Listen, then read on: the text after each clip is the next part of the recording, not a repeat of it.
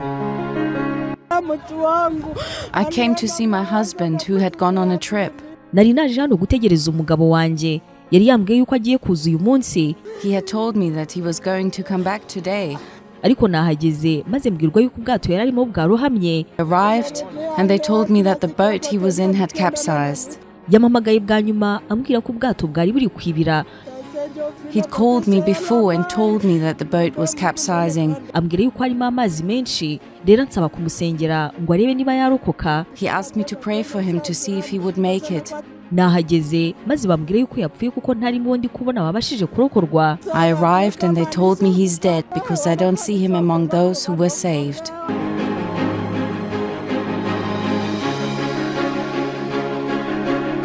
Ku itariki 3 z'ukwezi kwa 10 uyu mwaka w'2024 nibwo amashusho ateye ubwoba yasakaye ku mbuga nkoranyambaga yerekana ubwato bwitwaga METERO burimo burarohama mu kiyaga cya Kivu.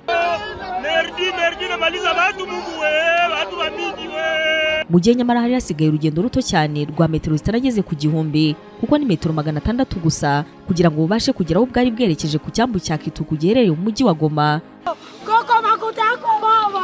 All around the port of Goma. Ubwo buno bwato bwarohamaga itsinda ry'abatabazi ririmo ingabo za kino gihugu n'iziri mu butumwa bw'amahoro bw'umuryango wa Afrika y'Amajyepfo bahise batangira vuba cyane igikorwa cyo gutabara ndetse no gushakisha abarohamye gusa kugeza n'ubu hari abatari baboneka. Passengers desperately tried to make it to safety. Many did not survive.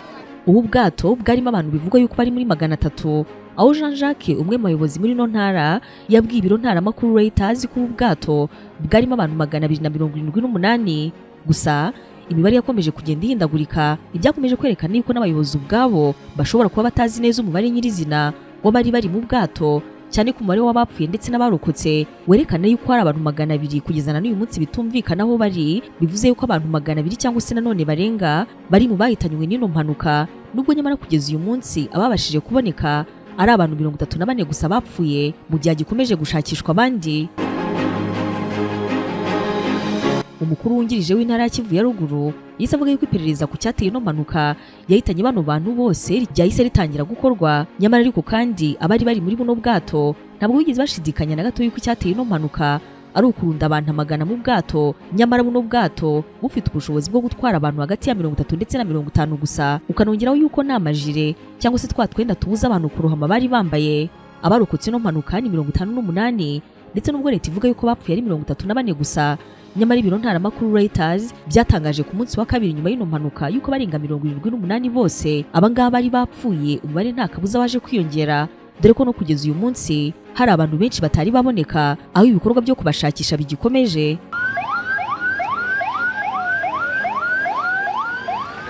Uyu munsi ubwo ino mpanuka yabaga umugabo witwa Bahati Selemani akanaho umukozi mu cyambu akanaho wagize uruhare mu butabazi yabwiye itangazamakuru ati ona bato inakuya ikapengama na inakaribia deja mu Kituku.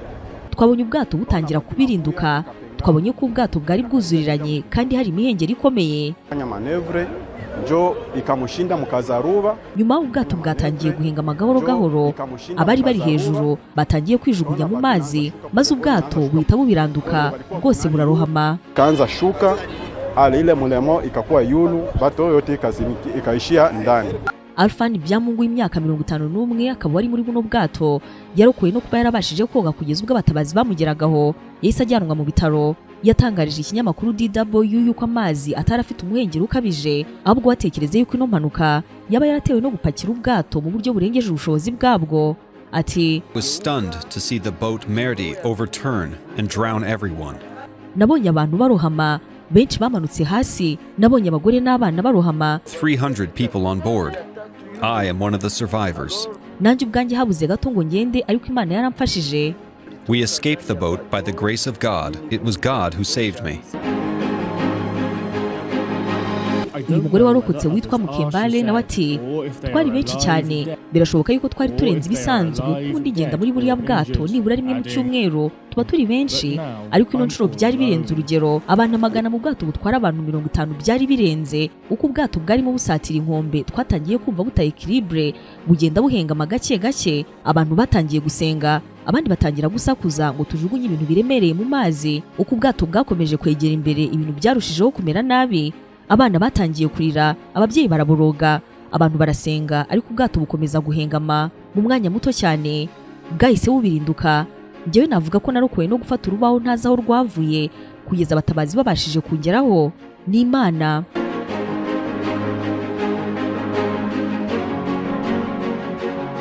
Kugeza kuri ubu ngubu rero ubu bwato bwo muri Repubulika ya Demokarasi ya Kongo bwari bumaze iminsi ine burohamye mu kiyaga cya Kivu, bwaje kuboneka muri metero 200 z'ubujyakuzimu. Guverinoma ya Kongo yemeje ko bapfiriye muri no mpanuka y'ubwato ari 34, abandi 80 babashije gutabarwa bakiri bazima, nubwo nyamara ino mibare y'abapfuye ibindi binyamakuru byandika yuko ari abantu bakabakabijana.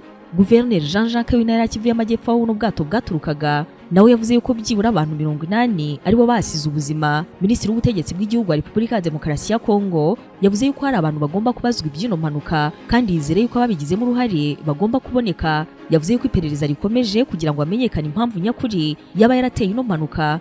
Uyu muyobozi akaba yasobanuye yuko bagize uruhare muri ino mpanuka nibamara kumenyekana bazafatirwa ingamba kugira ngo ibyago nk'ibi ngibi bitazasubira. Shabani wari woherejwe mu izina rya guverinoma yavuze yuko leta ishaka kumenya uko byagenze ndetse n'icyabiteye, hamwe no kumenya neza aho rino sanganya ryateje bino byago byose ryakomotse. Minisitiri Shabani yatangarije abari aha barimo babuza ababo ati intego ya mbere ni ugushaka imibiri y'abari bari muri buriya bwato bwarohamye, akazi ni karakorwa kuko turimo gushaka ubushobozi. Avuga ku myanzuro y'inama yamuhuje n'abategetsi b'intara za Kivu y'Epfo ndetse na Kivu ya Ruguru, minisitiri yasomye yuko ino myanzuro yategetse yuko guverineri wa Kivu y'Epfo aho buriya bwato bwahagurukiye agomba gufatira ibihano by'imyifatire abagize uruhare muri iriya mpanuka. Aba nibo Shabani yavuze yuko ari ishami rishinzwe ubwikorezi, polisi yo mu kiyaga hamwe n'ibiro bishinzwe abinjira n'abasohoka. Yavuze ko kandi mu yindi myanzuro abayobozi b'intara zombi basabwe gushyira mu bikorwa bakomeje itegeko ryo kwambara amajire aya ngaya arinda kurohama abantu bose batega amato muri kiriya kiyaga, ndetse no kugenzura ubwato bwose mbere y'uko buhaguruka. Yavuze ko kandi bategetse abashinjacyaha ba leta muri zino ntara gukurikirana mu mategeko abashinjwa uruhare muri ino mpanuka bose ngo baryozwe ibyo bakoze. Ubwo kandi mu gihe imibiri myinshi bikekwa yuko ikiri hasi mu kiyaga, Minisitiri Shabani yavuze ko leta yatanze uburenganzira ko imibiri yabonetse ishyingurwa n'imiryango yabo. Ibyo ngibyo koko bikaba byaranatangiye. Yijeje kandi yuko leta ikomeza gufasha gushakisha abakiri munsi y'amazi batari baboneka, hamwe no kwishyura ubuvuzi mu barokotse no mpanuka bakiri mu bitaro. Ibijyanye n'impanuka z'ubwato mu Kivu ku ruhande rwa Repubulika ya Demokarasi ya Kongo ntabwo ari ibintu bishya, dore ko ubwato bwinshi muri kino gice bukunze gutwara abantu barenze ubushobozi bwabwo kandi batanambaye amajire. Aya ngaya ashobora kubafasha kutarohama mu gihe haba habaye impanuka. Mu kwezi kwa kane k'umwaka wa 2019 impanuka y'ubwato mu Kivu hafi ya Karehe yahitanye abantu basaga 150, maze nyuma y'iyo mpanuka Perezida Tshisekedi wari umaze igihe gito yatoreye manda ya mbere asura kano gace. Perezida wa Repubulika ya Demokarasi ya Kongo hano yavuze ko ari ibintu bibabaje ko abantu benshi bapfira mu bwato nyamara batambaye amajire ashobora gutuma batarohama. Iki gihe uyu mukuru wa Kongo yatanze amajire arenga 1000, anasaba amato yose gushaka amajire ashobora kurokora ubuzima bw'abantu mu gihe cyose haba habaye impanuka. Kino gihe Tshisekedi yaragize ati ndimo ndasaba abayobozi ba hano ko kuva uyu munsi nta bwato bugomba guhaguruka abantu baburimo batambaye za jire z'ubutabazi. Nyamara nyuma y'imyaka 5 y'ibisa n'itegeko ry'uyu mukuru w'igihugu, ibyo ngibyo n'ubundi byongeye gusubira uko byahoze. Abantu bongera kuzurirana mu bwato batambaye jire zirengera ubuzima. Abana, abagore, urubyiruko, abangaba bose bongeye kwasiga ubuzima. Ibiro bya Perezida Tshisekedi nyuma yaho ryasohoye itangazo rivuga yuko yanganisha imiryango yabuze ababo, kandi ko bibabaje kuba abayobozi batigira ku mateka. Ati ibingibi ntibyakabaye mu gihe ijiri imwe igura amadolari atageze ku 10. We escaped the boat by the grace of God.